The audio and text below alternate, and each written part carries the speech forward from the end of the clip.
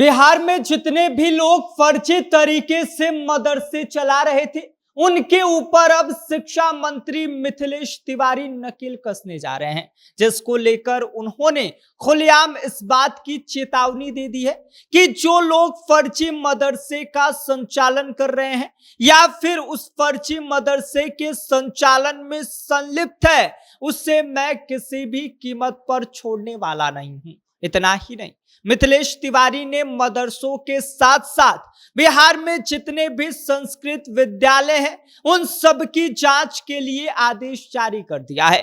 क्या कुछ उन्होंने इसको लेकर निर्देश दिया है और इस फर्जी विद्यालयों के निरीक्षण करने के पीछे की वजह क्या है, मिथिलेश तिवारी ने क्या कुछ इसको लेकर बातें कही हैं, बताएंगे आपको सब कुछ। लेकिन उससे पहले नमस्कार, मेरा नाम विष्णु है और आप देख रहे हैं जनता जंक्शन।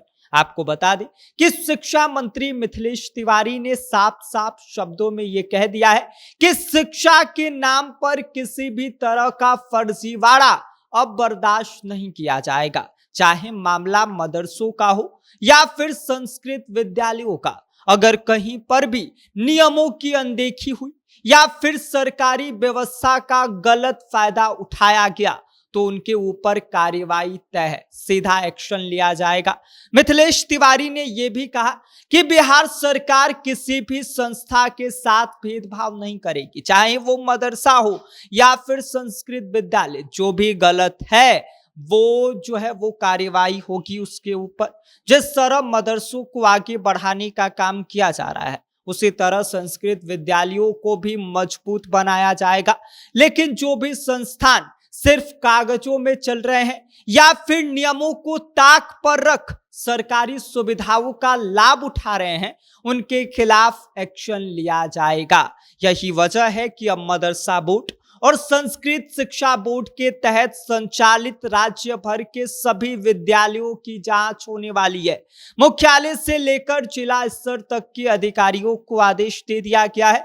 इतना ही नहीं, मदरसों और संस्कृत विद्यालयों की जांच के लिए जल्द ही मिथिलेश तिवारी एक विशेष टीम का भी गठन करने वाले हैं, जो सीधा इन संस्कृत महाविद्यालय जो हो गए या फिर जो स्कूल हो गए, इसके अलावा जितने भी मदरसे हैं, उन सब की वेरिफिकेशन करने के लिए सीधा वहां पर जाएगी, जरूरी सुविधाओं को देखेगी और उसके अनुरूप अगर कोई पाया नहीं जाता है तो उसके ऊपर सीधा एक्शन लिया जाएगा। इसके साथ ही साथ आपको बता दें कि इस जांच के दौरान क्या क्या देखा जाएगा।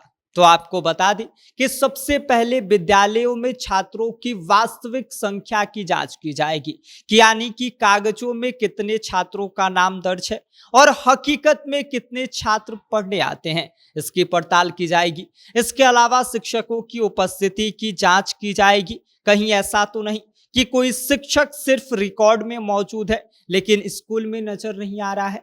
इतना ही नहीं, विद्यालय की बुनियादी सुविधाओं की भी जांच होगी। स्कूल में पढ़ाई के लिए जो जरूरी सुविधाएं होनी चाहिए वो है या फिर नहीं है, भवन की स्थिति कैसी है, बच्चों के लिए आवश्यक संसाधन उपलब्ध है या फिर नहीं उपलब्ध है, इन सभी बातों की जांच टीम बारीकी से परखेगी। साथ ही सरकारी अनुदान के उपयोग की जांच भी होगी। सरकार से मिलने वाली राशि का इस्तेमाल ठीक तरीके से हो रहा है या फिर नहीं हो रहा है, कहीं इस फंड का दुरुपयोग तो नहीं किया जा रहा है, इस पर भी अधिकारियों की पैनी नजर रहेगी। इसके अलावा विद्यालयों का संचालन तय नियमों और मानकों के अनुसार किया जा रहा है या फिर नहीं किया जा रहा है, इसकी भी जांच पड़ताल की जाएगी। शिक्षा मंत्री मिथिलेश तिवारी ने स्पष्ट शब्दों में यह कह दिया है कि जांच रिपोर्ट आने के बाद मंत्रालय स्तर पर उसकी गहन समीक्षा होगी।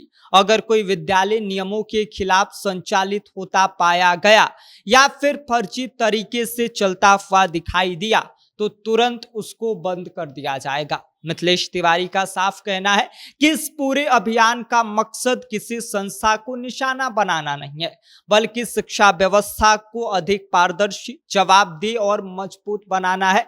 क्योंकि शिक्षा विभाग का ये मानना है कि जो संस्थान ईमानदारी से काम कर रहे हैं उन्हें और बेहतर सुविधाएं मिलनी चाहिए, जबकि फर्जी संस्थानों पर सख्ती जरूरी है।